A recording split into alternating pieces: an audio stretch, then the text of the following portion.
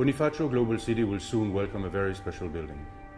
It will transform its image and become a new focal point of Manila. I think it's a good idea to add more character in a business district that have few distinctive buildings. I think it's a good idea to make a statement about building in Manila today. A statement about being generous with public space, about giving back to the city and of course to its people. A statement about what Filipino architecture is about. But first we have to understand what makes an icon successful. An icon needs to capture popular imagination, and it needs to be instantly recognizable. It needs to become a symbol of the nation it represents. And finally, it needs to become eternal. Therefore, designing an icon is not just about creating a beautiful form. It's the meaning of that form, the use of the form, and how this form can become timeless. For me, the right form depends entirely on how we respond to the context, the site, the local culture, the climate, and the people.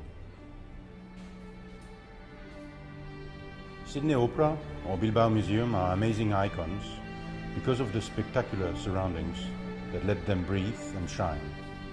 In Paris, the Pyramid of the Louvre and the Great Arch were designed specifically for their size. They resolve their size perfectly, and they can only fit there. Our site is in the heart of Manila's most vibrant center. We have a unique opportunity to give it a world-class skyscraper and a world-class public space at its foot. The difficulty is the challenge to exist in such a dense site, with other tall buildings so close to us. How can we stand out here? I believe it is crucial to become taller than the neighbors are. Our skyscraper needs to reach up to find some space to shine. It needs to become a significant part of the skyline of Bonifacio Global City and of Manila. To achieve the height, we positioned the public program at the base and at the top of the tower, where offices would not be efficient or offer enough daylight. By slanting the facades to merge the programs into one form, we get a steep pyramid. In the master plan as well, we need to differentiate ourselves from the surroundings. Therefore, we propose an elliptic plan. At pedestrian level, the ellipse frees up the ground floor and binds together the entire neighborhood. The ellipse ensures urban ventilation, which helps to cool and clean the air. It also ensures a minimal obstruction of the views and daylight from the surrounding residential buildings, keeping neighbors happy. The elliptic plan, combined with the pyramid, creates an elliptic cone. We call it the Icon Tower.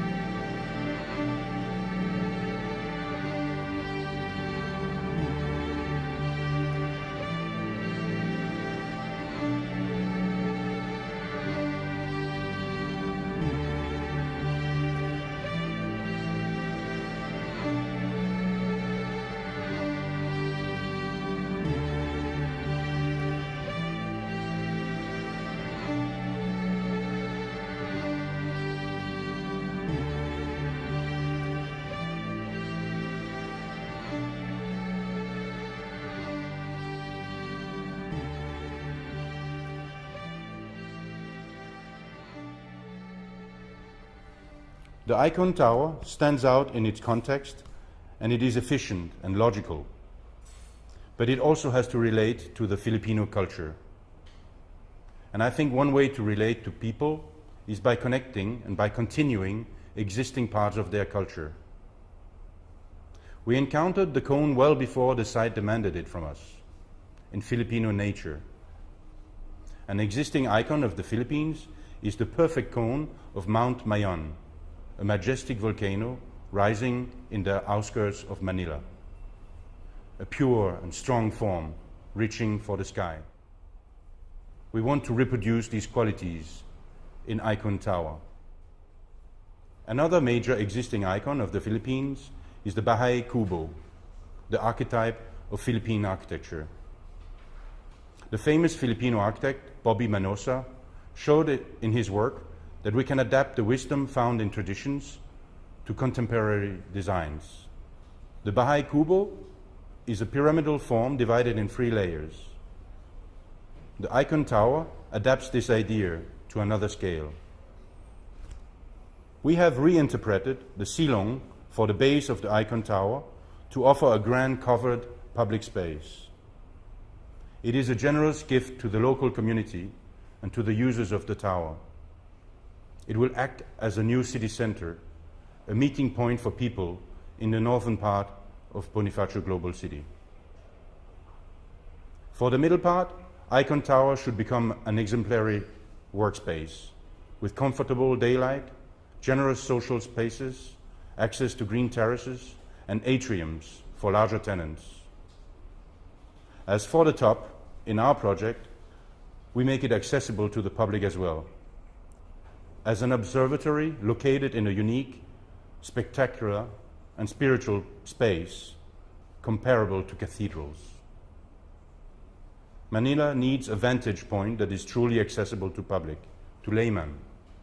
The many sky lounges and restaurants already located in the top of 5-star hotels in Manila are not destined for the broad public. Icon Tower will offer this space to the citizens and to the tourists. Emerging above the skyline of Bonifacio Global City is a conic spire that is distinct in form and materiality from all other buildings of Manila. At day, it will shine by its transparency.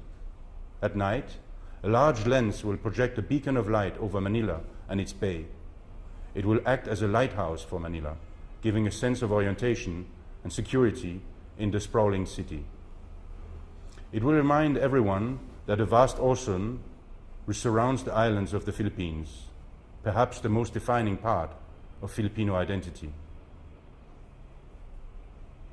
We call the top of the tower the Light of Manila. Besides being an observatory with spectacular views, the Light of Manila is a grand space meant to inspire and bring Filipinos together. I hope it can gather Filipinos of all religions in a shared, peaceful, spiritual emotion, an emotion created by a space designed to elevate the mind and celebrate the light itself. The Icon Plaza around the tower is yet another generous gift to the city. And once more, it relates to something that I think lies deep in the Filipino soul, the forest. We propose it to be a dense canopy of tall, large trees, recreating beneath the shade and the ambience of a Filipino tropical forest. The dense canopy of trees also filters the views to the surrounding buildings. We do not forget popular culture or the need to be useful for people on a daily basis. Filipinos have a strong penchant for gatherings, for celebrations, and they traditionally enjoy doing those in public space. The Icon Plaza is meant to offer protected and useful space for these popular activities. Some pavilions will cater for food and drinks, animating the plaza 24/7 and creating life in the heart of the city. Our project aims to provide an architectural response to the climate as the Bahay Kubo did, but also the arcades introduced by the Spanish. It is all about creating shade and shelter around the building.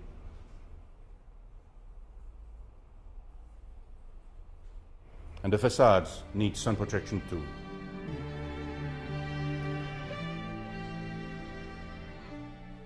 The Philippines are prone to earthquakes and typhoons.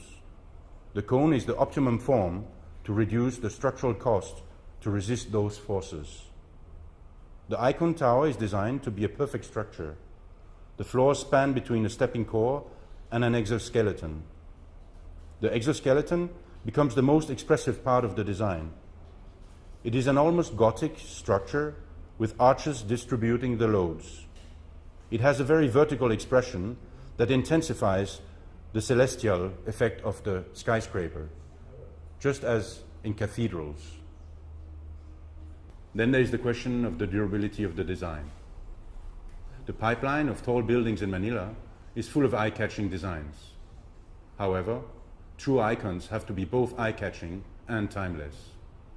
The integration to the site, the cultural relevance, and the purity of the form of Icon Tower is likely to make it last as an eternal achievement in Manila.